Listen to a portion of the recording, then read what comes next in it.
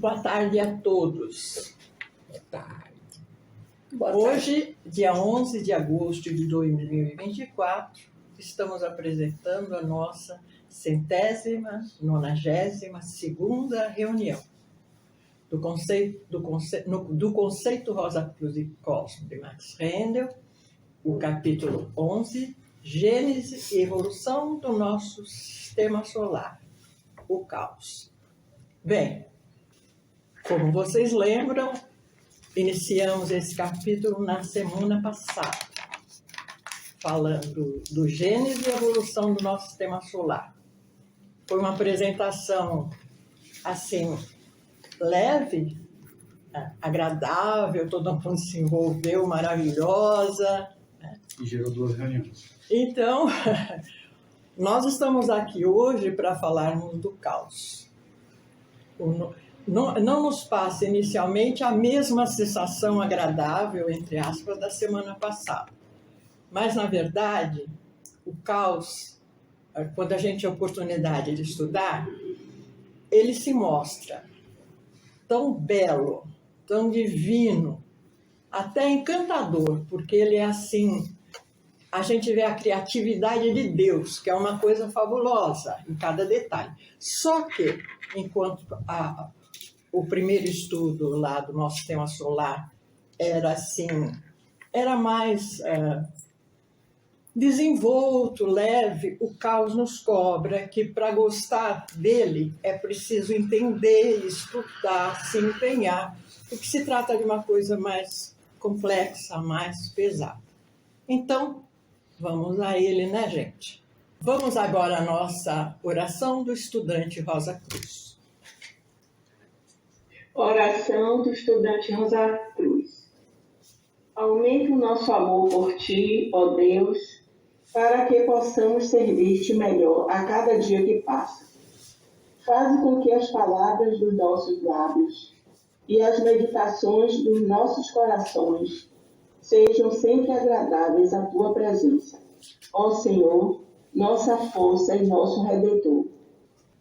Gênese, a evolução do nosso sistema solar, caos. Nas páginas anteriores, nada dissemos sobre o nosso sistema solar, nem sobre os diferentes planetas que compõem, porque, antes de chegar ao período terrestre, não havia diferenciação atual. O período terrestre é o pináculo da diferenciação.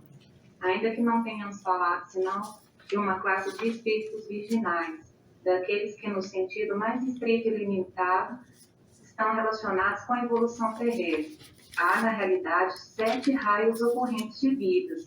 Seguem todos evoluções diferentes, embora pertencendo à mesma classe original de espíritos virginais, de que faz parte a nossa humanidade. Nos períodos anteriores, todas essas diferentes subclasses ou raios encontraram um ambiente apropriado para a sua evolução, no mesmo planeta. Porém, no período terrestre, as condições se tornaram tais que, para facilitar a cada classe o grau de calor e de vibração necessários à sua fase particular de evolução, foram segregados de diferentes planetas, as diferentes distâncias do manancial central da vida, o Sol. Esta é a razão de ser do nosso sistema, de todos os outros sistemas solares do universo. Antes de descrever a evolução da nossa humanidade na Terra, depois da sua separação do Sol central, é necessário, para manter a devida ordem, explicar a causa do lançamento ao espaço dos planetas do nosso sistema. A estação ativa, particularmente do mundo físico, depende da separatividade, da limitação da vida pela forma. Porém, durante o intervalo entre períodos e revoluções, cessa a distinção entre a vida e a forma. Isto se aplica não somente ao ser humano e aos reinos inferiores, mas também aos mundos e globos, às fases da forma para a vida que está evoluindo. Nesse noturno intervalo, subsistem somente os átomos semente e o núcleo ou centro dos mundos globos. Tudo mais é uma substância homogênea. Um só espírito compenetra todo o espaço. Vida e forma, seus polos positivos e negativos são indivisíveis. A esse estado, a mitologia grega chamou caos. A antiga mitologia escandinava e teutônica lhe chamavam Ginnungagap, limitado ao norte pelo frio e nebuloso Niflheim, a terra da umidade e da neblina, e ao sul pelo ardente Muspelheim. Quando o calor e o frio penetraram no espaço que ocupava o caos, ou Ginnungagap, eles produziram a cristalização do universo visível. A Bíblia também emite essa ideia de espaço infinito como predecessor da atividade do Espírito. Em nossos atuais tempos de materialismo, lamentavelmente, perdemos a ideia de todo o significado dessas palavras espaço. Acostumamos a falar de espaço vazio, ou do grande nada do espaço. Perdemos completamente o imenso e santo significado daquela palavra. Em consequência, somos incapazes de sentir o respeito que essa ideia de espaço e caos deveria fazer brotar em nossos corações. Para os Rosacruzes, tal como para qualquer outra escola de ocultismo, não existe nada semelhante a esse vazio ou nada do espaço. Para eles, o espaço é espírito em atenuada forma, enquanto a matéria é o espaço ou o espírito cristalizado. O espírito manifestado é dual. A forma é a manifestação negativa do espírito, cristalizado e inerte. O polo positivo se manifesta como vida que galvaniza a forma negativa e a leva à ação, porém ambos, vida e forma, originada em espírito, espaço e caos. Para termos uma ideia esclarecedora, tomemos da vida diária o exemplo da eclosão de um ovo. O ovo é cheio de um fluido moderadamente viscoso. Submetido esse fluido ao calor, a incubação dessa substância fluídica e branda, sai um pintinho vivo, com ossos duros e carne, relativamente dura, coberto de peninhas até certo ponto rígidas, etc. Pois bem, se um pintinho vivo pode surgir de um fluido inerte de um ovo, sem que se lhe junte substância exterior, será absurdo pretender que o universo seja espaço ou espírito cristalizado? Não há dúvida alguma, apesar desta afirmação poder parecer absurda a muitas pessoas, mas esta obra não foi escrita para convencer o mundo em geral de que estas coisas são assim. Foi escrita para os que, intuitivamente, sentem que essas coisas devem ser assim e para ajudá-los a ver a luz, como ao autor foi permitido nesse grande mundo mistério. O objetivo especial do momento é demonstrar que o espírito é ativo em todo o tempo, de uma forma durante a manifestação e de outra durante o caos. A ciência moderna sorriria ante a ideia de que a vida pudesse existir num globo em formação. Isso é devido à ciência não poder dissociar a vida da forma, e só poder conceber a forma quando se apresenta sólida, perceptível para algum dos nossos 5 sentidos. O ocultista cientista, de acordo com as definições dadas acima sobre a vida e a forma, afirma que a vida pode existir independentemente da forma concreta. Porém, existir formas não perceptíveis aos nossos atuais sentidos limitados e não sujeitas a nenhuma das leis que regem o estado atual, concreto da matéria. É verdade que a teoria nebular sustenta que toda existência, quer dizer, todas as formas, todos os mundos no espaço e quaisquer formas que possa haver nesses mundos, surgiu da nebulosa ígnea, mas não reconhece o fato ulterior sustentado pela ciência oculta. A nebulosa ígnea é espírito. Também não reconhece que toda a atmosfera que nos rodeia e o espaço entre mundos é espírito. E que existe um intercâmbio constante entre a forma se dissolvendo em espaço e o espaço se cristalizando em forma. O caos não é um estado que, tendo existido no passado, agora tenha desaparecido completamente. É tudo que atualmente nos rodeia. Não poderia haver progresso se as formas velhas, que já prestaram toda a sua utilidade, não estivessem sendo dissolvidos constantemente no caos. E se esse não desse nascimento também, continuamente, a novas formas. A obra da evolução cessaria e a estagnação impediria toda a possibilidade de desenvolvimento. É um axioma. Quanto mais nós morremos, melhor vivemos. E o poeta iniciado disse: morra e nasça, sem cessar. Enquanto não cumpres esse destino, és sobre a terra sombria, qual sombrio peregrino. Paulo disse: eu morro todos os dias. Como estudante de ciências ocultas, precisamos compreender que, mesmo durante a manifestação ativa, o caos é a base de todo o progresso. Toda atividade durante o caos decorre de nossa atuação na manifestação ativa. Vice-versa, tudo quanto somos capazes de realizar e de progredir durante a manifestação ativa é resultado da existência no caos. A existência nos intervalos entre período e revolução é muito mais importante para o crescimento da alma do que a existência concreta, se bem que, sendo estas últimas a base da primeira, não poderíamos passar sem ela. A importância do intervalo caótico advém durante esse período, das entidades que estão evoluindo de todas as classes estarem tão estreitamente unidas que em realidade se unificam. Em consequência, estando em estreito contato com os seres mais altamente desenvolvidos, as classes que alcançaram pouco desenvolvimento durante a manifestação experimentam e se beneficiam de uma vibração superior à sua.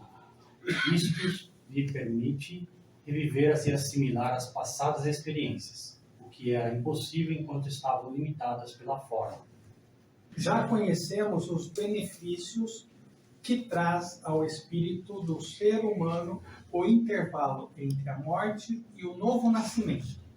Nesse intervalo, depois da morte, se continua a empregar uma forma, mas muito mais atenuada do que o corpo denso. Nas noites cósmicas, nos intervalos de repouso entre períodos e revoluções, há inteira libertação de toda forma, donde resulta que o benefício extraído de todas as experiências pode ser assimilado muito mais eficazmente. Uma palavra foi empregada originalmente para expressar o estado das coisas entre manifestações. Entretanto, tem sido tão usada em sentido material que perdeu seu primitivo significado. Dita palavras é gás. Alguém julgará que esta palavra é muito antiga e tenha sido usada quase sempre como sinônimo de um estado de matéria mais sutil do que os líquidos. Não, esta palavra foi empregada pela primeira vez em Psíquica, obra que apareceu em 1663, escrita por Comênius em Rosa Cruz. Comênius não se intitulava a si mesmo Rosa Cruz. Nenhum verdadeiro irmão o faz publicamente. Só o Rosa Cruz conhece o irmão Rosa Cruz. Não, nem ainda os mais íntimos amigos ou a própria família conhecem as relações de um ser humano com a ordem. Os iniciados, só eles conhecem os escritores do passado que foram Rosa Cruzes, porque por meio de suas obras brilham as inconfundíveis palavras, frases e sinais indicativos da significação profunda oculta para os não iniciados. A Fraternidade Rosa Cruz é composta de estudantes dos ensinamentos da Ordem, os quais são agora fornecidos publicamente, porque a inteligência do mundo está crescendo a um ponto necessário para compreendê-los. Essa obra é um dos primeiros fragmentos públicos dos conhecimentos Rosa Cruzes. Tudo que tem sido publicado como tal nos últimos anos é obra de charlatões ou traidores. Os Rosa Cruzes, tais como Paracelso, Comênios, Bacon, Helmont e outros, deram vislumbres em suas obras e influenciaram a outros. A grande controvérsia sobre as obras de Shakespeare, que fez sujar tantas penas de ganso e gastar tanta tinta, muito melhor empregados em outros propósitos. Nunca teria vindo a lume se fosse conhecido que a semelhança entre Shakespeare e Bacon é efeito da influência exercida por ambos, por um mesmo iniciado. Esse iniciado também influenciou Jacob Boehme e um pastor Ingolstadt, Jacob Baldus, que viveu posteriormente à morte do bardo de Avon e escreveu versos líricos em latim. Lendo o primeiro poema de Jacob Baldus com certa chave, de baixo para cima, aparecerá a seguinte sentença. Anteriormente falei do outro lado do mar por meio do drama. Agora me expressarei liricamente. Em sua Física, o Rosa Cruz Comênios escreveu: Vixe Maria. A esse espírito desconhecido eu chamo gás. Mais adiante diz na mesma obra: esse vapor que chamo gás não faz muito tempo foi tirado do caos de que falavam os antigos. Devemos aprender a pensar no caos como o Espírito de Deus que compenetra todo o infinito. Segundo a máxima oculta, ver-se-á que, em sua verdadeira luz, entre aspas, o caos é a sementeira do cosmos. E não mais nos perturbaremos ante a assertiva de que, entre aspas, se possam tirar alguma coisa do nada, porque espaço não é sinônimo de nada. Mantém em si os germes de tudo quanto existe durante a manifestação física, embora não contenha tudo completamente.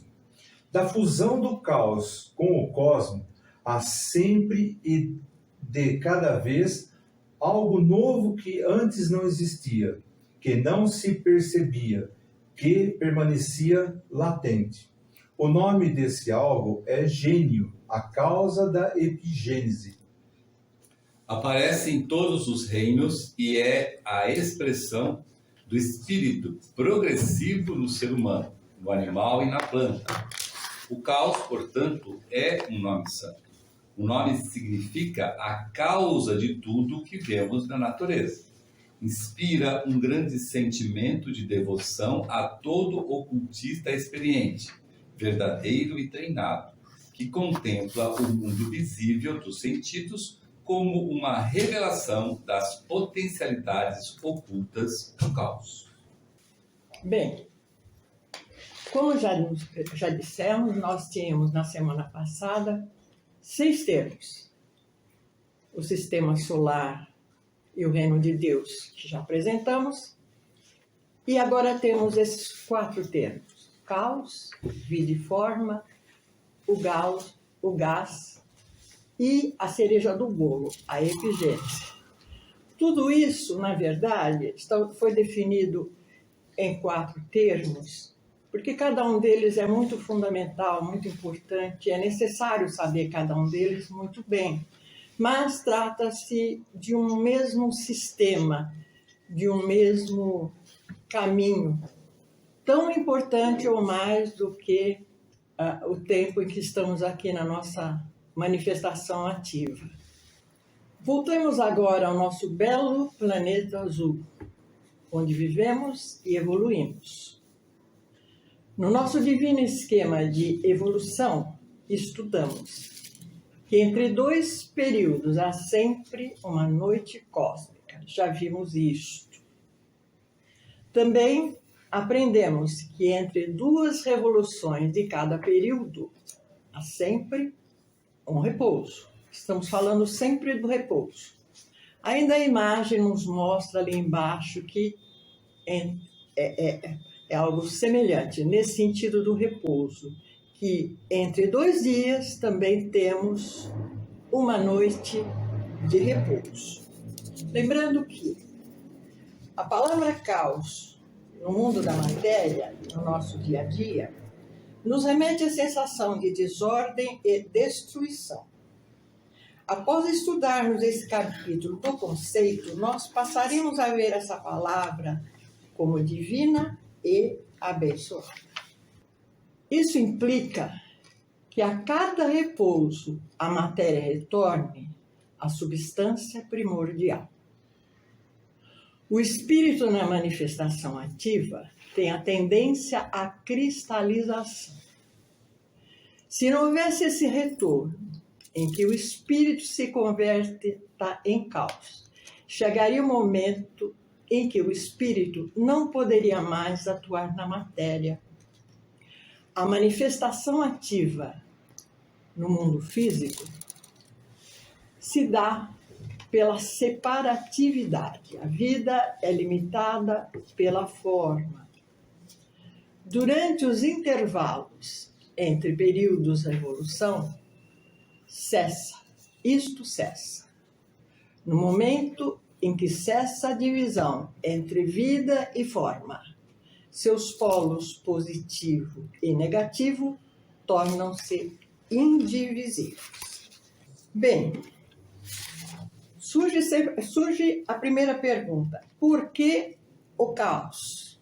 Respondendo, explicando um pouco melhor essa parte fundamental. O espírito, quando em sua manifestação ativa, tende a cristalização contínua. Portanto, é óbvio que em algum momento, em determinado nível desta cristalização, o espírito não poderá mais atuar nesta matéria. Para que possa haver a tal manifestação ativa no mundo físico, é preciso que a vida seja limitada pela forma, isto é, separando-se os dois polos do espírito, negativo e positivo. O polo negativo vai atuar na forma. O polo positivo dará vida à forma. É no caos que cessa essa diferenciação. A matéria volta à substância primordial. Assim, os polos positivo e negativo do espírito tornam-se novamente indivisíveis. Caos é um momento em que um só espírito complementa todo o espaço. O caos, portanto, é a base de todo progresso. Nossa atividade durante o caos decorre da nossa atuação na manifestação ativa e vice-versa. Tudo quanto somos capazes de realizar e de progredir durante a manifestação ativa é o resultado também da existência no caos. O espaço é espírito em atenuada forma. Tudo é espírito, enquanto a matéria e o espaço, espírito cristalizado. O espírito manifestado, como nós que estamos aqui, é dual. A forma é a manifestação negativa do espírito, cristalizado e inerte. Lembrando bem disso, a forma é inerte. O polo positivo manifesta-se como vida que galvaniza a forma negativa e a leva à ação. Porém, ambos, vida e forma, originada em espírito, espaço e caos. Da nossa manifestação ativa, levamos o resultado individual para o caos, mas ao chegarmos à próxima manifestação ativa, levaremos não só a experiência e o aprendizado da manifestação anterior, como a somatória do que adquirimos no caos. O caos é o agente que ajusta as experiências anteriores de maneira mais homogênea entre os mais e os menos evoluídos. Como sabemos, todos nós estaremos juntos, é um único espírito. Como sabemos também, na manifestação anterior, alguns de nós ficaram na média, uns evoluíram, os outros evoluíram muito e ficaram alguns atrasados. Quando estamos todos como uma coisa só, as vibrações dos mais adiantados ajudam e muito os que estão mais atrasados. Eles podem até rever e assimilar melhor os ensinamentos que eles não conseguiram assimilar anteriormente, na manifestação ativa anterior. E podem, assim, todo mundo chegar, se possível, na próxima manifestação, muito mais adiantados, especialmente aqueles mais atrasados, que vão se beneficiar dos mais evoluídos. O caos, portanto, é base do progresso. A teoria nebular sustenta que toda existência, isto é, toda forma e mundos no espaço e tudo que nela possa haver, surgiram da nebulosa ígnea. Para os ocultistas, isso também é real. Para eles, só que, para o ocultista, a nebulosa ígnea é espírito. A forma, por exemplo, como o nosso corpo denso, se dilui no espaço. E é o espaço, ao mesmo tempo, que se cristaliza para novas formas. Sem que as formas velhas se dissolvessem no caos, não haveria progresso, mas estagnação. Não existe progresso sem coisas novas. Nós, dando aqui um exemplo que talvez seja mais fácil. Nós falamos de nós mesmos e do nosso corpo denso, do nosso aspecto forma.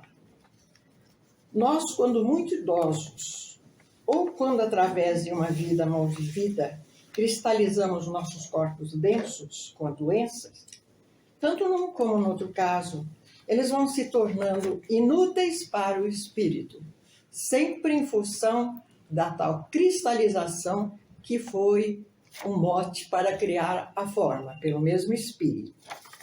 Assim, finalmente, em função disso, é bom entender, é que a forma cristalizada, além do que seria possível para o espírito habitar nela, ela mergulha no caos e lá ela se dissolve. Mas é desse mesmo caos que emergirá próxima forma, o corpo, para a nossa próxima experiência. Bem, tenho duas perguntinhas ainda para colocar, só para a gente exercitar. O que acontece, então, em relação à separatividade durante o caos? Você falou que durante o caos a gente está todo mundo misturado ali, tudo junto. Então, mas ainda assim, cada um tem a sua individualidade, né? Mas aqui nós Cessa a distinção, né? Mas aqui forma, também né? ele está falando entre a divisão dos dois polos, negativo e positivo do espírito. Então, quando isso acontece, o polo positivo e o negativo do espírito tornam-se novamente indissolúveis, como geralmente são. Ah, tá. E a segunda perguntinha. quais as únicas coisas que resistem durante o caos? Então, no caso, é a vida e a forma. Ou não? Os átomos semente e o centro do globo, o mundo, que é o que nós vamos precisar para tornar a seguir no nosso caminho evolutivo. Os átomos semente. Bem, então nós vamos passar ao outro termo. A vida e a forma. Falamos dela agora, mas nós estamos vendo esses termos já, acho que há umas 2 apresentações. E são muitos termos novos nesses estudos. É importante, então, entender e guardar, porque vamos usá-los sempre daqui para frente. Então, aqui a ideia foi colocar uma coisa bem direta, quase um ping-pong, para que de uma maneira bem objetiva a gente tirasse as dúvidas. Bom,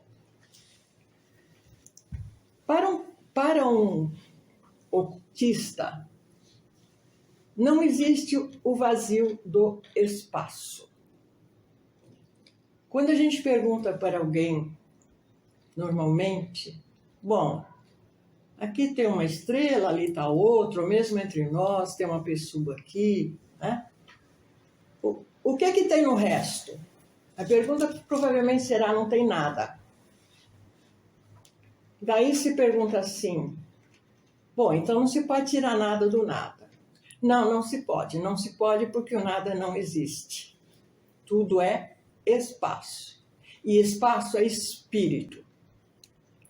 Enquanto espaço, o espírito está em forma atenuada em todos os lugares. O ocultista sabe que tudo é espírito, de um jeito ou do outro.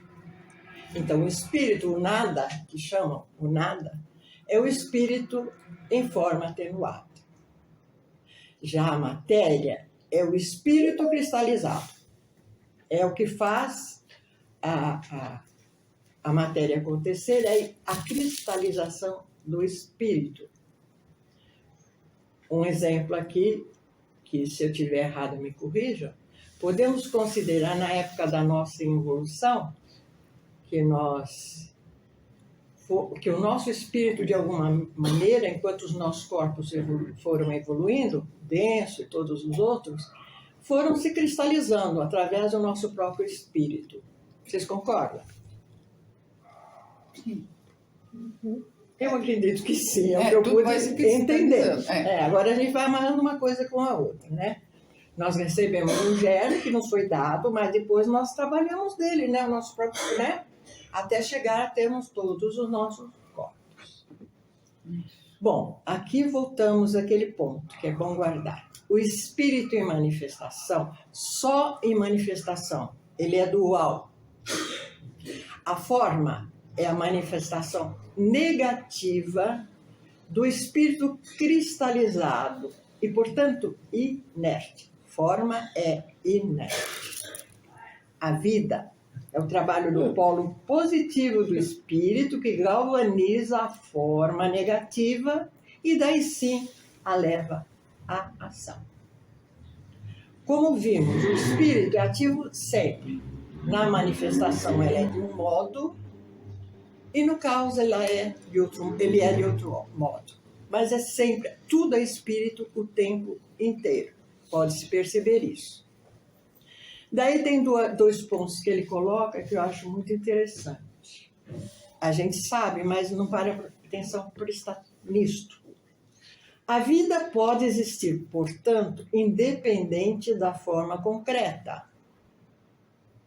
A forma não, a forma é inerte. Mas a vida ela pode existir independentemente da forma concreta. Me veio um exemplo que a gente estuda que talvez fique mais fácil para todos. Quando a gente termina a nossa experiência aqui na Terra, nós morremos, assim chamamos, nós morremos. Na verdade, o que aconteceu? Todos já sabemos. Nós abandonamos nosso corpo denso e o nosso corpo vital. Daí, no outro plano, a gente ainda conserva nosso corpo de desejos, dizem que é bem parecidinho com o nosso. Então, existe uma forma mais sutil, mas existe. Quando chega no segundo céu, ficamos só com aquela nuvenzinha, que nem é um corpo ainda, que é a nossa mente. Mas quando chegamos lá no terceiro céu, em que nosso espírito está assim, com uma condição de compreensão imensa, nós não temos forma nenhuma. Se eu posso entender, não temos forma nenhuma. Só os átomos sementes. Mas nós não temos forma, mas nosso espírito está lá brilhante, maravilhoso, e se preparando para voltar à Terra, e, portanto, não precisou da forma lá para o espírito. E ele fecha dizendo que pode, inclusive, existir formas imperceptíveis aos nossos atuais sentidos limitados. Sobre isso não dá para explanar muito, mas parece que é bastante lógico, né? Bastante lógico. Quanta coisa a gente... Para nós não existe simplesmente porque nós não temos a capacidade de ver. Correto? Correto. Que seria no caso de, por exemplo, pessoas clarividentes conseguem ver, sei lá, gnomos, fadas, e de repente nós não conseguimos ver. Então existem essas formas e que nós não enxergamos. Pois é. Por incompetência? Por incompetência, ainda não temos essa visão. Eu acho que não é o nosso momento ainda. Ele disse que estamos atrasados, né? Então, é por aí. Então, vamos a mais um termo.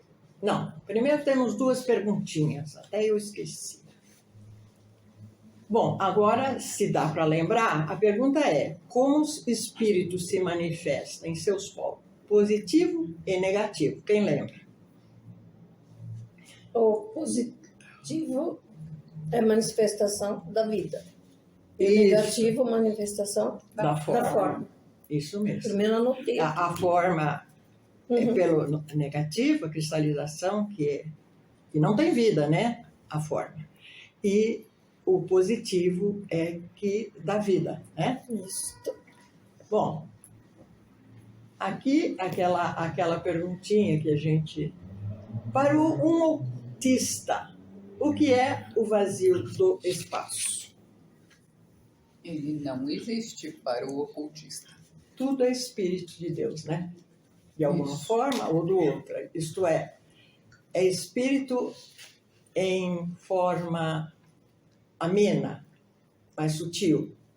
O termo que acabamos de usar agora. Que você usou lá está assim: para eles o espaço é espírito em atenuada forma. Isso mesmo. Enquanto a matéria é espaço ou espírito cristalizado. Exato. Então, o espírito em atenuada forma, ele está em toda parte, né? Sempre ali, pronto para, como já foi dito, para se manifestar de uma maneira ou da outra, o tempo inteiro.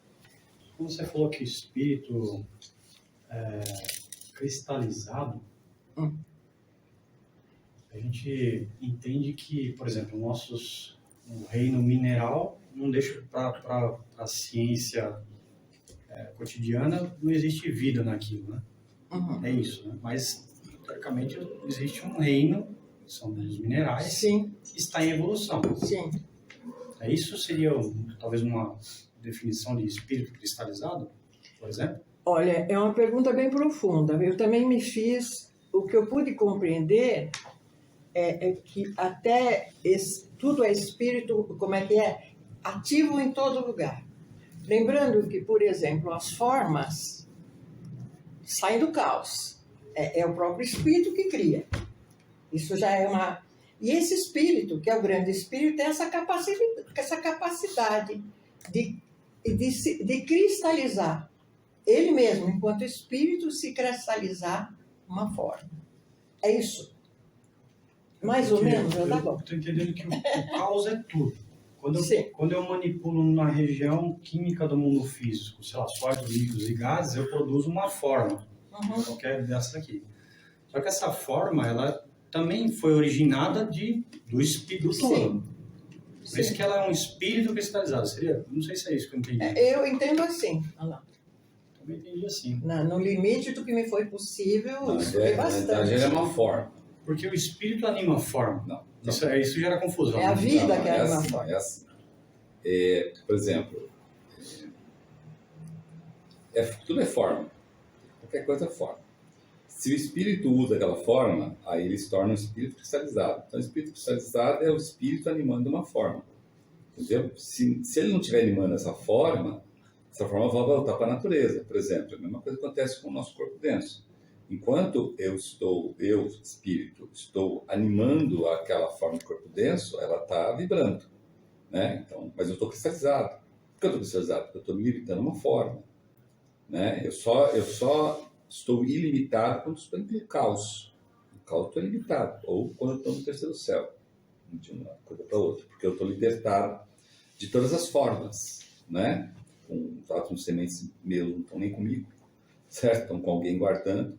E eu estou com um espírito não cristalizado. Né? A partir do momento que eu me limito, eu estou cristalizado em formas. Então hoje, por exemplo, eu sou um espírito virginal, então um indivíduo humano cristalizado em alguns corpos.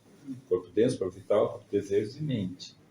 Então eu sou cristalizado nesses corpos, enquanto eu estou os usando. A partir do momento que eu deixo de usar, ele volta para a minha natureza. E eu me descristalizo. Totalmente, não. Não consigo cristalizar totalmente hoje porque eu não estou no caos. Né? Se eu for para o caos hoje, eu estou ferrado, porque eu sou fracassado. Certo? Os nossos irmãos que estão subindo a lua estão no caos. Eles não estão cristalizados, mas também não têm condições de não se manifestar ou se manifestar, porque estão numa situação de exceção. A situação deles é de exceção, não é a situação de regra. Entendeu?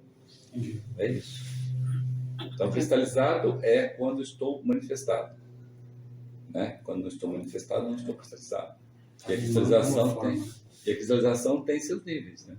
Por exemplo, o Cristo, quando ele opera no mundo do espírito de vida, ele está cristalizado no mundo do espírito de vida. Ele está se manifestando com o corpo espírito de vida. Como ele tem uma onisciência, ele pode não se cristalizar quando ele não está manifestado. Normalmente é quando ele está no trono do Pai, no mundo de Deus. Né? Ele começa a descer os mundos, ele precisa se cristalizar para animar uma forma. Por exemplo, Deus, se você olhar do ponto de vista do sexto plano cósmico, Deus está cristalizado, porque está manifestado no sétimo plano cósmico. Então, para os seres do sexto plano cósmico, Deus está cristalizado. E ele se sente cristalizado. Ele fala, para mim descristalizar, eu tenho que subir ao sexto plano. Entendi. E a gente só entra no caos entre revoluções ou entre períodos. Sim. Só nesse momento que nós todos juntos. De mãozinha dada, vamos pro caos. É interessante, eu estudei bastante, porque eu não havia estudado passado por isso, não dessa maneira, né? Quem faz trabalho estuda bastante mesmo, né? Uma dificuldade que eu senti, que acho que todos sentem, principalmente talvez quem está começando. A gente vem de religiões tipo a religião católica, por exemplo. É muito claro para a gente, desde que a gente é criança, que espírito é espírito, matéria é matéria. Vocês não tiveram já essa consciência? Então, quando fala assim, por exemplo, começar a compreender que no processo de involução, quando a gente estava...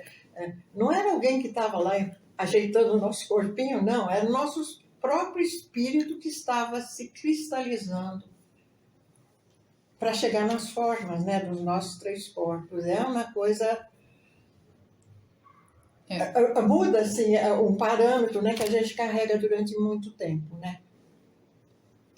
Gente, alguma dúvida, um comentário?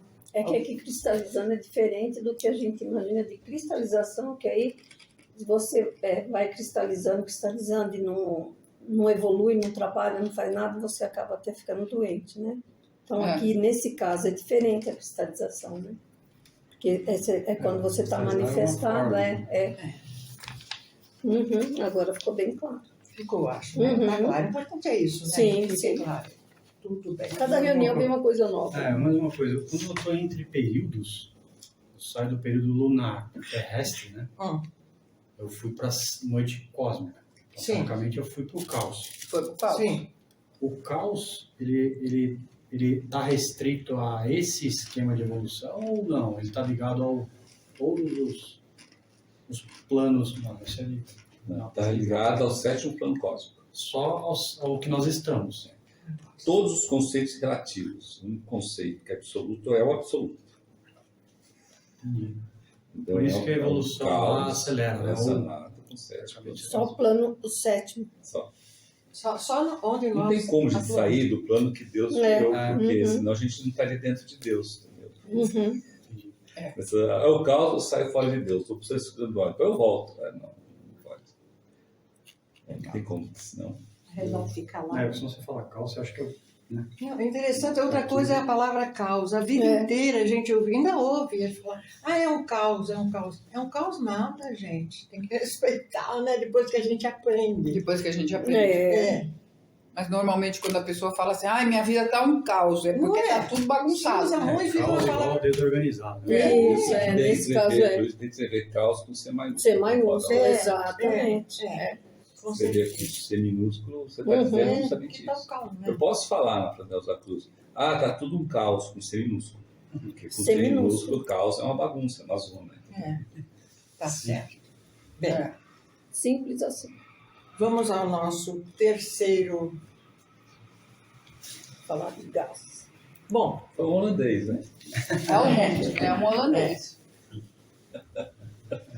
Mas a mais está escrito Jan? Então, o Batista que ficou esquisito. Mas... o texto aqui, né? Jan van Helmont.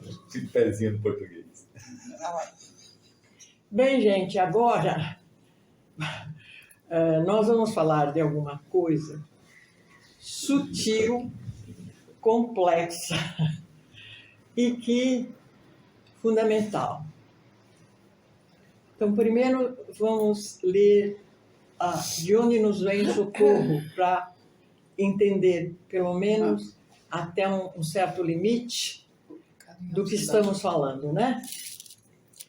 Nós vamos falar do médico e ocultista holandês Johannes Baptista van Helmont, que é considerado o descobridor dos gases. Isso ele é considerado realmente, né? Ele é um médico, um cientista e um ocultista. Que bom se os nossos médicos também fossem ocultistas, né? Mas não.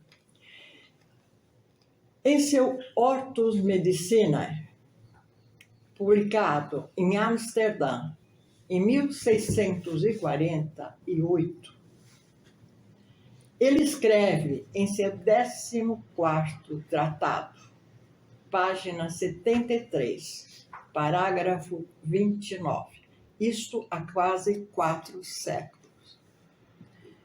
Este vapor que eu chamei de gás não está longe do caos, sobre o qual os antigos falavam. E esse 20º tratado, página 100, parágrafo 14, ele escreve: este até hoje desconhecido espírito eu chamei de gás.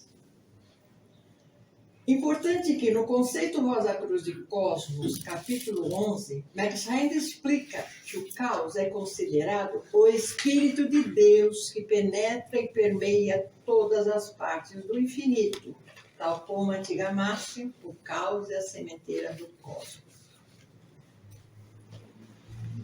Bem, vamos nos basear nesses textos. Segundo Helmont, o conceito de gás está intrinsecamente ligado ao conceito de caos. Ele diz também, isso ele diz literalmente, gás é um vapor que é um espírito. Isso contraria a ciência, viu? Se a gente falar em gás, vocês sabem, estamos falando de alguma coisa material, que é mais sutil que um líquido, mas é considerado material. ele serve até de combustível, serve para uma porção de coisa, e não é esse gás que Helmut está falando. Tá? Já Max Rendel diz, isso achei importante com um apoio para a gente entender melhor, de Max Rendel. O gás é o estado de coisa entre manifestações. Portanto, está lá o caos, e o gás representa o estado de coisas entre as manifestações. Portanto, no caos, né? Entre as né? Sim. E que o caos é o Espírito de Deus que penetra e permeia as partes do infinito. Então, realmente o que podemos dizer? Que o gás está realmente ligado ao caos, que ele chamou o tal vapor de gás, Helmut. Foi ele que deu o nome de gás ao gás. E Helmut afirma no texto dele que esse gás, o vapor que ele chamou de gás, é um espírito. Agora, divaguemos. Fiz o possível. Não, aí está muito fácil, né? As coisas, quando são descobertas por várias pessoas, elas não têm nome, entendeu? Então, você dá o nome às coisas, né? Então, você dá o nome. Ele deu o nome de gás, que era um nome que não existia o nome de gás, entendeu? O estado gasoso da natureza não era dado o nome de gás. Não existia, é tipo assim, ninguém entendia que tinha gás. Era sólido, líquido e éter, certo? Não existia instrumentação física para aprisionar aquilo. Né? Existia vapor. Vapor não é gás. Entendeu? Vapor é vapor, gás é gás. Só que naquela época vapor. Só que naquele negócio era tudo vapor. Por isso não tinha como aprisionar um gás. Entendeu? Então, tudo era vapor. Porque o gás é uma coisa invisível aos olhos físicos no seu estado gasoso, até então. Né? Por exemplo, depende de qualquer situação, o negócio está invisível, aí depois você põe uma placa mais fria aqui, aquele negócio invisível condensa. Mas ele é vapor, condensou, não é gás. Então, como é que o negócio saiu do nada, né? Então, você tem um elemento aqui líquido. Aí você esquenta, aí parece alguma coisa quente, mas invisível aos olhos físicos. Aí você põe um instrumento, um negócio qualquer mais frio, ele condensa aqui. Sim. Aqui é vapor, aqui é líquido. E esse meio aqui? Eu passo a mão, não sinto nada, porque é um gás, não é verdade? Gás. Então, mas ele não existia, então ele colocou... Só que acontecia o seguinte, lembra que nessa época, ele era, como muitos outros, eles eram caçados pela Inquisição. É mesmo. Então ele não podia dizer do tipo assim, isso é um espírito, isso ia ser queimado, ou degolado, ou morto, ou qualquer coisa assim, como vários outros foram. E muitos outros não foram porque se esconderam. Então, Shakespeare se escondeu, Comênio se escondeu, né? Todo mundo se escondeu. O que podia se esconder, se esconderam. Né? Quem podia, como o Christian Rosenkreuz, sair de um corpo e entrar no outro corpo, ninguém pegava, concorda? Ninguém falava, tá aqui. Aí ia lá, o cara estava lá em Madrid. Estava em Madrid, daqui a pouco está lá em Roma. Então, e apresentar não conseguia pegar. também. Mas quem não tinha essa capacidade tinha que dar uma, né, distorcida. E aí, logicamente, com certeza absoluta, vários cientistas materialistas ou da igreja, né, ou da igreja, pegaram essa palavra gás e colocaram para tudo quanto é coisa, tudo que fosse de um novo estado de matéria. Então, você tem os sólidos, você tem os líquidos e o gás, onde que o vapor é um dos gases. O vapor hoje é um dos gases. O vapor está entre líquido e gasoso. Não é assim? É um estado da água. É um estado da água. É um estado até de... não só da água, de qualquer líquido, mas é um estado de como que chama? De fusão, né? Questão de fusão, entendeu? É o resultado da fusão. Daí começa a ter ebulição, fusão, solidificação, cristalização, blá, blá, blá. Mas, entendeu? Então, é por isso que o nome caiu em desuso. É a mesma coisa de amor. Amor não caiu em desuso? Vixe. Amor é um negócio que nada a ver, né? Eu te amo. Você fala, palavra especial, né? Me ama lá, tem prestado meu dinheiro. Não é assim? Você me ama porque eu sou gostosa pra caramba e você quer ter relação sexual comigo. Não tem nada de amor, né? Então, a mesma coisa. Tem várias das palavras que você foi estudar.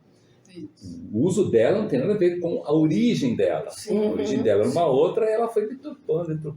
Os etimologistas, que são os irmãos e irmãs que estudam a questão das línguas, eles dizem isso justamente, que muitas palavras não têm nada a ver uma coisa com a outra, né? Por exemplo, a palavra, vou dar um exemplo aqui, que é uma palavra que tem na Rosa Cruz bastante.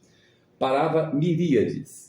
O que vocês acham que é miríades? Quando eu falo assim, miríades de forma existem, vocês falam que são o quê? Miríades de forma. Milhares, muitos. Então, a gente acha que é milhares. Acha que é 1.000, 10.000, 20.000. Não é. Em português, miríades é o seguinte, é uma quantidade indeterminada de coisas que você não consegue contar. Entendeu? Então, quando eu falo assim, miríades de almas, não é 10.000 almas, milhares de almas. É incontáveis. É uma quantidade. Entendeu? Então, só que é um nome que ficou assim, milhares, 1.000. Você vê isso muito mais, isso. Em vários lugares você vê isso. E aí, se você não presta atenção, você fala, então são 1.000, algumas 1.000, 10.000, 100.000. Uma coisinha pouca. Miríades de estrelas. Existem miríades de estrelas no universo. Então tá bom, deve ser 10.000, 100.000. Miríades no universo? Miríades? Entendeu? Então, deturpa, né? E aí, de gás é a mesma coisa. Então, o que ele chamou de gás lá na hora que ele foi justamente isso. É uma coisa que não tem nada a ver com o estado da matéria. Entendeu? Mas aí é nessa... Tem a ver com a condição do caos. Só para encrencar um pouquinho mais. Aqui, nosso amigo Helmut, ele, logicamente, para o mundo é o que você falou, ele não era burro nem louco para perder a cabeça. Ele era ocultista. Agora, essas, como é que fala? Tudo isso em que ele escreve, esses tratados, etc. e tal, ele direciona a outros ocultistas. Isso ficou uma coisa fechada. Para todos os outros ocultistas entenderam o que ele falou. Para o cientista material, alguém aproveitou o negócio e falou, beleza, estado gasoso, timbrou lá. Pois é. E pode ter certeza que, para os cientistas oficiais materialistas, ele não foi o descobridor dos gases. Isso daí, esse descobridor dos gases, é para o meio ocultista.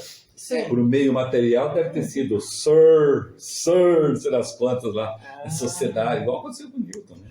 Não interessa, para nós ele é e acabou. Eu queria fazer um adendo aqui, que nesse capítulo fala de Paracelso, de Comênios, de Bacon. Então, o livro do Hare, porque o Hare Westenberg é um estudioso, historiador holandês que passou mais de 50 anos estudando para escrever a biografia de Max Rendel, porque ele fala assim, de outros, existem várias biografias, mas de Max Rendel eu não conheço nenhuma. Então, foi traduzido no nosso site, já tem também no YouTube o livro inteiro, né? Mas então... Todas essas pessoas aqui, Paracelso, Comênios, Bacon, o Hare, ele cita no livro dele, cada um deles, quando nasceu, o que fez de importante para o ocultismo. Legal, isso tem no livro, mesmo que seja a biografia de Max Rendel e da Fraternidade Rosa Cruz. Ele começa, na verdade, esse livro falando... Bem antes, Max Rendel. Bem antes, ele começa falando do período de Saturno. Tá? É ali que ele começa a história da Fraternidade Rosa Cruz, entendeu? O livro é fantástico, é interessantíssimo. Então, se você quiser saber alguma coisa de Paracelso, de Bacon, de Comênios, dá uma lida nesse livro. Olha, quem leu esse texto, todos nós lemos, que está sendo apresentado hoje, vê que Max Rendel ele toca nesse assunto. Só que já é um texto muito complexo. E isso que está falando, daria uma reunião nossa só para estudar isso, eu acho. E eu lembrei uma coisa também seguinte, que o Helmut, ele teve que, entre aspas, desmentir o que ele falou, porque estavam caçando o pessoal e caçou um cara que estava trabalhando com ele. Nossa. E aí, quando caçou esse cara, caçou e matou, tá? Foi a Inquisição, queimado. E aí ele chegou e falou assim, não, mas eu estou trabalhando aqui justamente na questão do estado da matéria.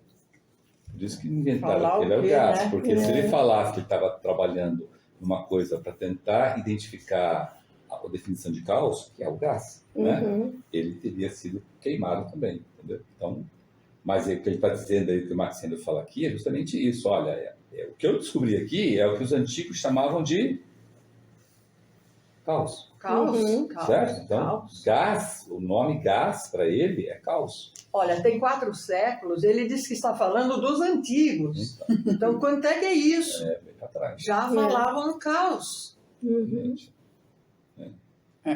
E é o interessante do caos, porque o caos, como está escrito ali, é a sementeira do cosmos. Então, o caos é uma coisa muito importante para nós, ocultistas, entendermos, entendeu? No C maiúsculo. Por que é interessante entender? Para quando a gente chegar ao caos, nós sabermos o que vai fazer. A mesma coisa da morte. Por que a gente estuda a morte? Porque a gente gosta? Não. É para quando a gente morrer, a gente não ser um tontão espírito a pegar a terra. Ou um bobão querendo voltar. Entendeu? É isso, para isso que a gente estuda a morte. A gente estuda a morte por isso. Para falar assim, não, vou chegar lá agora. Quando chegar lá, eu sei o que eu vou fazer. Né? Vou perguntar para alguém. Alguém sabe o endereço do purgatório? Me diga onde que é. Eu vou. Me fala que eu vou. E, obviamente, quando você está pedindo ajuda, e você vai saber distinguir quem que te ajuda e quem não te ajuda. É por isso, você estuda a morte. A mesma coisa, porque nós estudamos o caos. Porque um dia nós vamos para o caos. Sim. E nós temos que saber o que vai fazer lá. Entendeu? Porque lá nós estamos... Não é porque nós não estamos manifestados, que nós estamos lá em estado de letargia. Não é isso. Tô aqui no carro. Não, a gente tem o que fazer, como você bem falou. Se eu estou atrasado, eu vou tentar adiantar nos outros. Se eu estou adiantado, eu vou ajudar os outros. Então é um período de grande atividade, não de manifestação. Manifestação é uma coisa, atividade é outra coisa. Entendeu? Então é outra coisa que a gente também faz confusão, né? Então eu tenho que saber o que é o caos, quando é que vai acontecer, quando vai acontecer. Entendeu? Porque eu vou chegar lá. Então tem muito trabalho a fazer. Exatamente. E tudo isso fica na nossa memória. Essa história de descanso. Aonde fica a nossa memória? Supraconsciente. Porque tudo que está na consciente, ela passa para supraconsciente. Se ficar na nossa memória consciente, daqui a alguns dias já esqueceu, certo? Esqueceu. Então passa para supraconsciente. Eu não sei nem Eu comecei a estudar eu comecei a estudar o gás, para mim foi uma coisa assim, ao mesmo tempo extremamente interessante e ao mesmo tempo assim, meu Deus, mas como é que vão para o fundamento para... Mas ele se torna em si, o caos, uma coisa, como eu falei no começo, eu também me apaixonei pelo sistema solar, é maravilhoso mesmo, todo mundo quis falar, ficou uma... Mas o caos é tão maravilhoso quanto depois que você descobre o que é. E lembrando, caos com C maiúsculo. Sim. Aí eu não esqueço mais. Mudou. Não faria esse pecado. Bom, gente, tem algum comentário de vocês? O meu comentário é que o livro do Hera eu já li umas 4 vezes e eu acho que eu vou ler de novo. Com certeza. Eu preciso me programar para isso.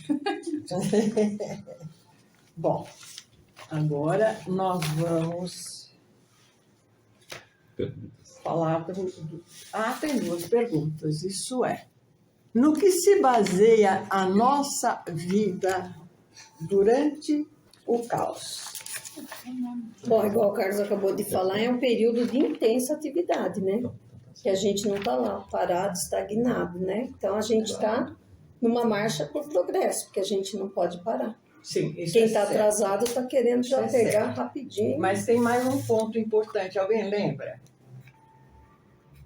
Então vamos. Além de ser uma movimentação por progresso, não estar parado é um período de intensa atividade, o que mais? A pergunta é, no que se baseia a nossa vida durante o caos? Na nossa experiência na manifestação ativa anterior. Você está numa manifestação ativa, digamos, num período, sei lá, de Saturno. Daí terminam as 7 revoluções, nós vamos ao caos. O que a gente vai fazer no caos tem tudo a ver com a nossa experiência na nossa manifestação ativa. Daí, quando chegar no outro período, que é o período solar, é isso, se eu não esqueci? Sim. A gente também lá, no nosso período solar, nós vamos levar muito, muito do que a gente conquistou no caos. É sempre assim. Isso ficou claro? Sim. Porque o caos você é igual a todo mundo. É. Aí, quando dispara o período de manifestação, essa questão igualitária pode ser aproveitada por alguns, como pode ser desaproveitada por outros. Entendeu? O livre-arbítrio, Aí, né? no próximo caos, é a mesma coisa. E assim vai. Então, em cada caos vai ter aquelas pessoas que vão aproveitar e acelerar, e tem aquelas pessoas que vão voltar. Existe o livre-arbítrio? Sim, por isso. Mas as oportunidades são dadas. Isso que eu quero dizer. Elas são dadas igualitariamente a todos. Não é mérito, não é posição social, nem nada. A oportunidade é para todos. Agora, se depois a pessoa não aproveita, aí é livre-arbítrio. Isso é uma coisa tão justa que até em termos assim, aqui do nosso mundo, se a gente fala, devia ser todo mundo igual. Não, devia todo mundo ter as mesmas oportunidades como Deus faz conosco, né? Todos temos as mesmas oportunidades. Cada um aproveita se quiser, né? Legal. Bem, a outra perguntinha é, então, segundo Helmut, o que seria a palavra gás? O espírito? Essa eu respondi baseado no que a gente leu. Esse gás, segundo as palavras dele mesmo, é um vapor que é um espírito. Isso, é espírito. Exatamente. Acho que está definido, né? É isso mesmo. É exatamente isso. Beleza. Vamos falar daquela cereja do bolo que eu falei entre todos eles, sem menosprezar nada, né? Mas é que a epigênese é quando a gente para pensar que esse dom divino da criação está em cada um de nós e que a gente já pode começar a atuar, né? Não precisa só criar quando nos tornarmos em Deus, né? A gente pode começar desde já. Então, epigênese é a atividade divina criadora que é a base da evolução. É a atividade criadora originária do ego, espírito virginal da onda de vida humana manifestado aqui, nós. É a alavanca que, tendo a mente como suporte, faz com que a involução se transforme em evolução. A qualidade que o ser humano em evolução deve cultivar para se tornar Deus. Olha a importância da coisa que a Marguerite falou. A epigênese é a alavanca que, tendo a mente como suporte. Ou seja, se você não tiver a mente, você não consegue praticar a epigênese enquanto aqui. Entendeu? Sim. Então, ou seja, até a época Atlante não tinha epigênese. Aqui. Sim. Certo? Porque Sim. a gente era totalmente orientado pelas hierarquias criadoras, inclusive pelas coisas que a gente fazia aqui. Certo? Não tinha nada epigenético. A cópia. Sim. Tanto é que vocês lembram que na época Atlante, uma pessoa que tinha a melhor memória, era líder. Mas memória não é epigênese. Memória é lembrança. Memória é capacidade de retenção de fatos dentro da sua cabeça, né? Mas não é epigênese, concorda? Uhum. Por exemplo, nós estamos discutindo hoje, um gato, um cachorro não tem mente, mas ele tem memória. Sim. Ele lembra de você, ele lembra de ficar, mas ele não tem mente. Entendeu que coisa interessante? Então era assim que a gente fazia, mas não é epigênese. Porque a gente fala da memória do elefante, né? Memória do elefante. Mas não é epigênese. Porque muita gente confunde, fala, então, lá em Saturno, quando eu pratiquei epigênese. Não, você não praticou essa epigênese. Lá no solar, não praticou epigênese. Foi da época Atlântica. Legal. Isso é importante. Então, só em cima no que você falou, Carlos, aproveitando, né? Perguntas ficam um pouco, deixa para lá. Lá no nosso período de evolução, o que tinha melhor lembrança, o que tinha uma memória melhor, era privilegiado. será que é porque ele ia buscar coisas que já existiam, que pudessem ser usadas? Por que era para isso? Sim, sim. Ah, que bom. Porque, veja bem, o que acontece com a gente? Lembra que a gente estuda no conceito que tudo que existe aqui, existe uma cópia no seu substrato? Sim. Tudo que, inclusive, que você nem imaginou. Uma coisa que foi feita lá do outro lado, quando você estava lá no terceiro céu, alguém fez aqui, né? Quando chegou aqui encarnado, se você tiver capacidade de ir lá no seu substrato, está lá. Aquilo que a pessoa fez. Então você fala, tá lá, agora a roda, inventei a roda. Você não inventou a roda. Está lá. Quem inventou a roda, provavelmente foi alguém que, enquanto você estava lá no terceiro céu, inventou aqui e começou a usar. Você chegou lá, pegou e estava dizendo que é sua. Então, a maior parte. Tipo assim, hoje, para o materialista, 100% das coisas do materialista que você inventa, ele não inventa, ele copia, porque o materialista não tem acesso ao extrato. Não é gozado isso? É estranho, você fala, é assim. Porque tudo que tinha que ser inventado na região química do mundo físico já foi inventado. A epigênese está na região etérica do mundo físico. Você acessa o arquétipo e reproduz. Exatamente. Então, a epigênese agora está para lá, não está mais na região química. A região química já foi, acabou, não tem mais. Tanto é que, lembra que a gente estuda no conceito, que na época Atlante, a movimentação nossa de locomoção era feita com combustível de sementes de plantas. Ou seja, não existia nada de poluição, efeito estufa, qualquer coisa. Então, a partir do momento que a gente está fazendo através do petróleo e tal, nós estamos atrasados em relação à Atlante. A Atlante movimentada por sementes, por motores de modo contínuo. Lembra aquele motor de modo contínuo? Até hoje, tanta gente tenta inventar e não consegue. Então, graças a Deus, não consegue. E mais, eu me apoio isso em arqueólogos, que vários arqueólogos, quando descobrem coisa, falam assim, rapaz, eu descobri uma coisa aqui que mostra que os caras tinham uma condição fantástica, e eu não sei o que faz. Por exemplo, quer um exemplo? Exemplo claro, é simples, muito simples. O raio do concreto lá que os romanos faziam para pavimentar a estrada, até hoje o cara não sabe a forma, não consegue descobrir a forma. E eu estou falando de romanos, você imagina lá atrás. Ninguém sabe. Mas eles falam como é que os egípcios conseguiram montar as pirâmides. Nossa. Então, esse conhecimento existe. Está lá à disposição, mas graças a Deus a gente não alcança, porque se alcançasse, ia fazer muita besteira, ia fazer patentear, ia fazer sacanagem, faz sacanagem com muitas coisas. Entendeu? Muito legal.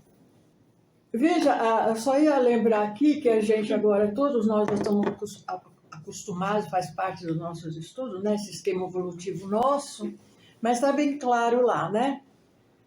Temos a evolução, nos 3 primeiros, a evolução a partir da Atlante, e a epigênese aparece ali a partir também do recebimento da mente, para impulsionar a nossa evolução, como um fator fundamental para isso. Então, Alice, outra coisa que você falou interessante. Se eu não for epigenético, eu não passo para o caminho da evolução. Entendeu? Entendi. Então, o que a gente percebe? Que os nossos irmãos e irmãs do Oriente, eles estão evoluindo ainda porque eles não têm a capacidade, eles não conseguem exercer a capacidade epigenética ainda. Tanto é que eles são famosos por copiar. E não por criar. Estão aprendendo, mas eles são craques em copiar. E copiar não é ser epigenético. Interessante aquela história, depois que a gente aprende, tudo é fácil, né? Depois que a gente aprende, tudo é fácil. E o Max Renda, a gente, epigênese, mas isso é uma coisa muito, sabe? Quem é que consegue? Mas veja, ele fala uma coisa, se ela existe em função de agilizar a nossa evolução, eu fico assim, pensando que ela, como se ela tivesse vindo já junto com o processo de evolução, né? Ela já vem junto com o processo de evolução. E Max Renda aconselha uma coisa tão simples, mas tão profunda. Diz que a gente tem que aprender aquele exercício não é de atenção, é de observação, que a gente às vezes não dá tanta importância para observar o que acontece, não só na vida da gente, mas tudo que acontece em torno, que diz que é aí que a gente tem a oportunidade de, num determinado momento, praticar a epigênese. É difícil de imaginar, mas deve ser por aí, né? Bem, A vida não é somente um desenrolar de causas começadas em existência anteriores. O espírito, ao renascer, traz consigo a grande possibilidade do livre-arbítrio para ser usado em várias circunstâncias da vida. Assim, no lugar de transformar somente causas passadas em efeito, causa e efeito, há também causas novas geradas a cada passo pelo espírito e que atuam como sementes de experiências em vidas futuras. É uma verdade irrefutável, pois, se assim não fosse, as causas que já foram postas em ação deveriam, em certo momento, terminar. Isso significaria a cessação da existência. Foi a última, a gente morre. A cadeia de causas e efeitos não é uma repetição monótona. Há sempre um fluxo contínuo de causas novas e originais. É a epigênese, a liberdade para inaugurar algo inteiramente novo e não uma simples escolha entre dois cursos de ação. Esse importante fator é o único que pode explicar de modo satisfatório o sistema a que pertencemos. Então, do que deu para compreender. Essa primeira frase, a vida não é somente desenrolar de causas começadas e tal, a gente observa que no dia a dia é muito comum pessoas dizendo assim, é destino, isso não tem jeito, fulano nasceu como estrela, outro, tudo que ele fala, gente, não pode ser assim, isso não é justo, né? Então, todo esforço, né? Todo sacrifício que a gente faz para resolver nossas quadraturas e tal, não adianta, né? Espera o caminhão de melancia cair. O que você está falando aí está corroborando uma coisa que muitas vezes acontece, onde a astrologia vira uma praga, vira uma desgraça para a pessoa. A pessoa pega, levanta seu tema, seu horóscopo, ou pede para alguém levantar, que é pior ainda. Aí a pessoa lá que levanta, ou a própria pessoa, faz uma interpretação baseada em Ctrl-C e Ctrl-V, né? Ctrl-C e Ctrl-V da Mensagem das Estrelas, né? Pega a Mensagem das Estrelas, pega a astrognose, pega um monte de livro assim e fica lá. Vai procurando. Um pedaço daqui, outro pedaço dali, outro pedaço daqui. Aí a sentença ficou meio sem forma, ela muda aqui a sentença, ficou melhor. Aí depois, quando ela terminei. Aí ela pega aquele treco lá e baseia a vida dela inteira. E diz justamente o que você falou. Não, olha, eu sou assim porque meu Saturno está no 10ª casa, e aí eu sou um cavalo mesmo para tratar as pessoas na posição social, e eu realmente machuco mesmo porque é meu Saturno que está lá. O Saturno faz isso mesmo. E se você pegar esse Saturno... eu não ganho dinheiro porque o Júpiter está na 2ª casa e está mal aspectado, então eu gasto mesmo, mas eu gasto por causa do Júpiter, está lá na 2ª casa, eu não tenho culpa, é Júpiter. Entendeu? Então, você acabou de falar isso. Se for um desenrolar de causas começadas em existências anteriores, ferrou para essa pessoa. E, infelizmente, tem muita gente que pensa assim, inclusive na fraternidade Rosa Cruz, inclusive estudante Rosa Cruz, que pauta a vida dele assim. E fala isso ainda, e fala, é porque você fala, meu pai do céu, não entendeu nada que é epigênese. Um sinal de epigênese poderia ser que você vê o seu Júpiter mal aspectado na casa 2, você sabe que você é um gastador inveterado e aí você tenta se dominar. Tenta não, você se domina e você consegue fazer poupança e você consegue segurar, e cada vez que vier a tentação de gastar com besteira, você fala não. Por isso que Max Sender e Augusto Paul Sender falam nos livros. Isso é uma epigênese. Isso é epigênese. Eles falam nos livros. Um horóscopo não é favas contadas. Um horóscopo dá a tendência das coisas. Todo astrólogo, Rosa Cruz, ele vai errar. Se ele cacifar que a pessoa é assim, acabou. Entendeu por quê? Porque justamente como você falou. Se eu tenho uma... Primeira coisa que você tem que ver é o seguinte, quais quadraturas de posição eu tenho? Essas. É nessas que eu vou trabalhar epigeneticamente. Porque vai ser tudo contra e eu vou mostrar que não é como. Eu vou mostrar para mim, não vou mostrar para os outros. Né? Tanto é que tem a orientação de você não mostrar seu horóscopo para as outras pessoas. Justamente para você guardar E para não ficar com a má torcer das outras, né? Porque se ela souber isso, a outra fala assim, ela tá falando que não vai gastar? Beleza, vou testá-la então. Vou testar. Eu boto uma netinha na vida dela que fica pedindo coisa. Ao invés de te ajudar, ele diz assim, poxa, já tá difícil, alguém chega e fica ainda... Aí ferrou, né? Então é melhor ficar, guardar para você é que vai fazer. Isso é um processo epigenético, entendeu? Por exemplo, um processo genético muito interessante. Você chega no seu horóscopo e vê lá, Cacilda, escolhi lá no terceiro céu que minha tendência é focar nas coisas materiais, eu não tenho tendência para as coisas espirituais. Então, no seu tempo, tá certo? Você fala assim, não, mas eu vou reverter isso. Eu vou procurar. Eu vou dedicar minha vida à parte espiritual e à parte material, se não for do jeito que for, que Deus me ajude. E toque em frente. Isso é epigênese. Beleza. Nossa, é difícil, mas é epigênese. bonito. Eu acho que é difícil, Mas aí, o bonito da epigênese é que a vitória da epigênese é assim, olha, a satisfação e a completude do destino é muito maior do que qualquer coisa que já está conquista-te a ti mesmo, Exato. Conquista-te a ti mesmo. Você chegar lá e fala assim, eu fico tranquilo, eu estar na casa, eu ganho herança, então eu vou ficar na boa. Não tem conquista, não tem mérito nenhum. Tá lá, você vai ganhar, acabou. Uma hora lá, alguém vai morrer, vai dar dinheiro, etc e tal. Acabou, é favas contadas. Né? Então, certo? Aí não tem graça. Graça é ao contrário. É você batalhar, né? Vamos dar mais uma empurradinha? Quer ver uma epigênese linda na parte de evolução, que o Cristo falou? Que não estava no script e que nós, seres humanos, estamos fazendo? O que é? Tomar por assalto. O reino de Deus é por assalto. Reino do céu. Lembra? Reino do céu. Reino de Deus. Céu. Lembra que o Cristo falou isso? Sim. Não estava no script tomar por assalto. O que estava no script? O que estava no script do reino dos céus? Como é que a gente entraria no reino dos céus? Pelo script original do esquema de evolução.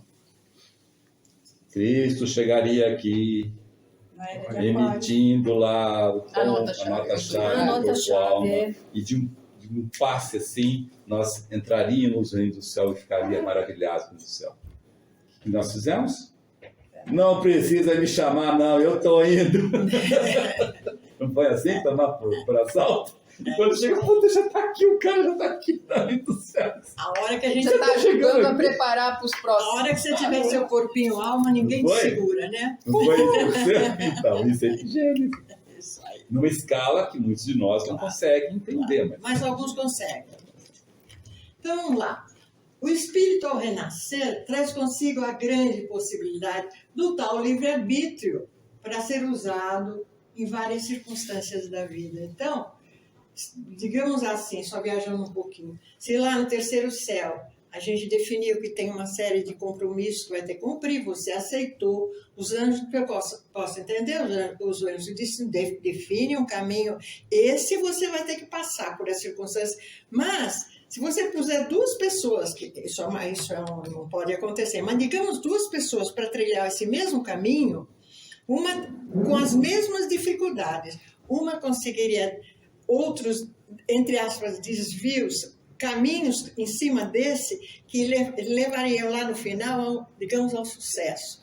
E outros iam se embrulhar todo, não aproveitar a tal da oportunidade. Então, não é o caminho que faz. Somos nós, através do tal do livre-arbítrio, são as nossas escolhas. E a gente toma muito cuidado hoje. É o seguinte, como eu falei, a epigênese hoje não está mais na região química do físico. Então, as conquistas materiais de um ser humano não são mais epigenéticas, são resultados de causas e efeitos. Não existe epigênese na região química do mundo físico, no lado ocidental do mundo, não existe mais.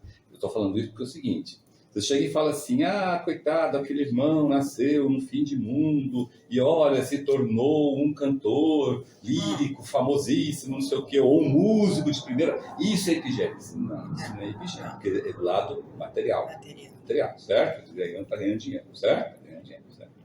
Agora, a epigênese agora é no lado espiritual, então é corpo vital, coisas na região etérica do mundo físico. Então, como eu reparei, vou voltar de novo aquela história. Você pode estar no tema, um histórico seu, você tem facilidade pra caramba na região material. Então, você quase toca nas coisas e vira ouro. Olha que maravilha, certo? Ao invés de você chegar e focar nisso, você fala assim, não, Tá bom assim? Tá? Eu já estou confortável na região material, porque eu tenho os meus recursos para me manter ali. Mas eu vou me dedicar à parte espiritual e vou terminar essa minha vida aqui tendo um corpo, alma consciente. Sim. E vou me esforçar para isso. O que eu preciso fazer? A retrospecção todas as noites, concentração todo de manhã. E voltar minha vida inteiramente para ajudar e servir os outros, esquecer de mim, ou voltar a fazer isso daqui. Chega no final da vida, o cara consegue corpo, alma. Isso é epigênese. Isso é, por exemplo, entrar numa escola como a nossa e ser fiel e constante, provavelmente vai nos levar lá. E mais, isso é uma coisa interessante, né? Porque 99% das pessoas desistem da Fraternidade Rosa Cruz. 99%? 99% das pessoas desistem da Fraternidade Rosa Cruz. Nossa. Principalmente os mais senis. Vamos ver, velho. Entendeu? Entendi. Por quê?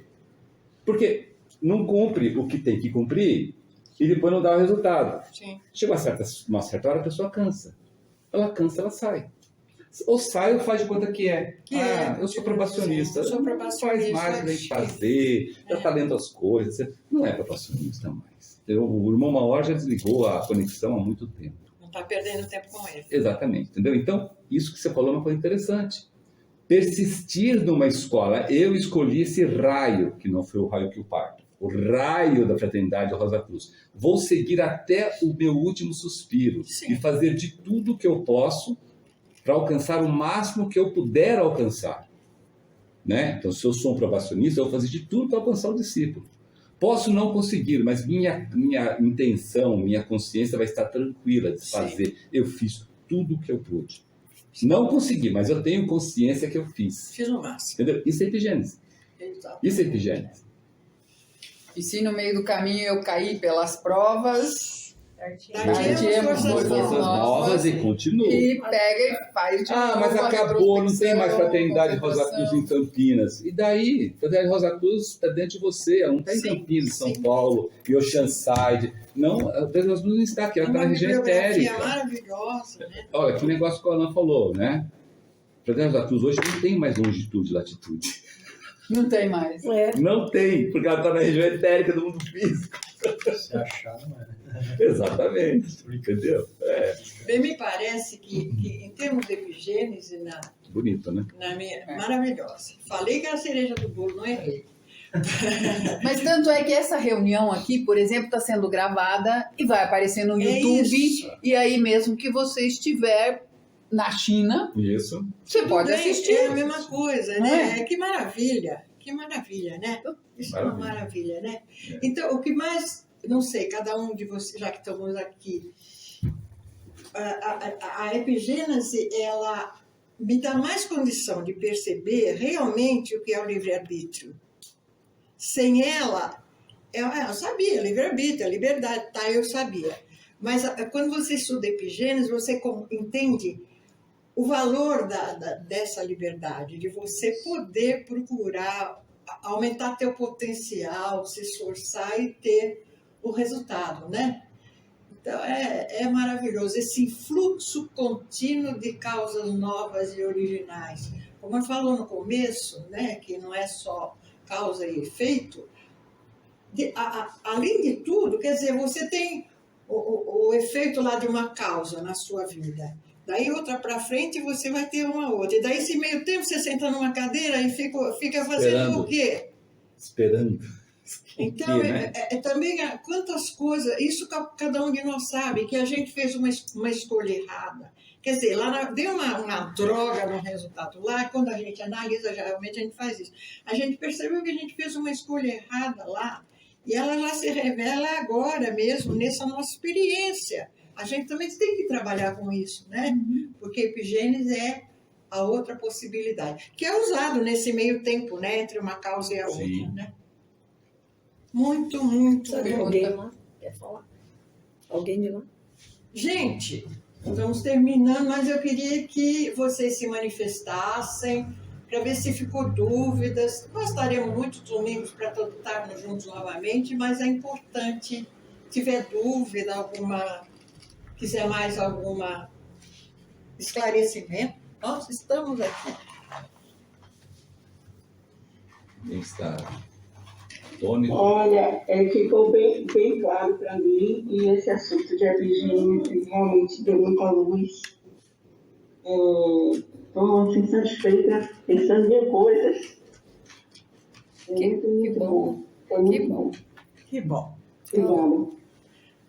Bem, então estamos terminando aqui a apresentação de hoje do conceito Rosa Cruz de Fórum de Max Rendel, a segunda parte, 192ª reunião do capítulo 11, Gênese e Evolução do Sistema Solar e Caos. Fechamos assim nossa reunião de hoje com a oração Rosa Cruz. Oração Rosa Cruz. Não te pedimos mais luz, ó Deus, senão olhos para ver a luz que já existe. Não te pedimos canções mais doces, senão ouvidos para ouvir as presentes melodias. Não te pedimos mais força, senão o modo de usar o poder que já possuímos. Não mais amor, senão habilidade para transformar a cólera em ternura. Não mais alegria, senão como sentir mais próximo esse elefante presença, para dar aos outros tudo que já temos de entusiasmo e de coragem.